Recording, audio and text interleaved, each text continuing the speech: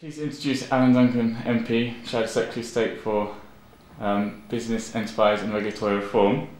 Kindly agreed to address you all.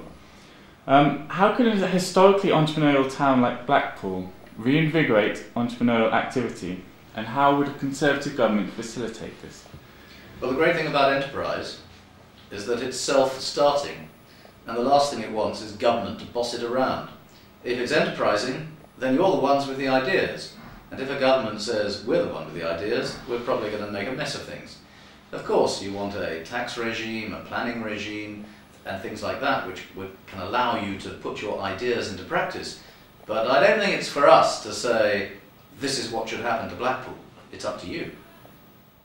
What are your views on the regeneration of seaside resorts, and what might the Conservative government do to facilitate that? Well, seaside resorts are not easy because the world has changed. You know, people fly away for their sunshine. And so just going to the seaside is not what it used to be 100 years ago. But still there's some fantastic stuff, you know. I mean, it's invigorating. You want the fun, the social enjoyment of an area. But clearly, somewhere like Blackpool is going to need to find, as it were, a new brand image for itself. That's, quite honestly, is not going to be easy. How would a Conservative government promote the tourist industry and industry as a whole, both at home and abroad?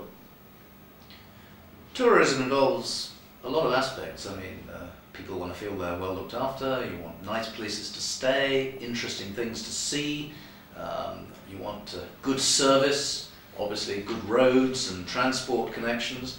All of those things, I think, sort of build up to a whole picture. And I think, you know, Blackpool, the lakes, all the way around that area of England is, you know, there's a lot there. So what are you and your DBER team doing at the moment? We've got so much on our plate, actually. It's sort of all happening. There are some immediate issues which are getting us very angry, like the capital gains tax changes announced, I think, rather deceitfully by the government in their non-budget budget, their sort of comprehensive spending review pre-budget report.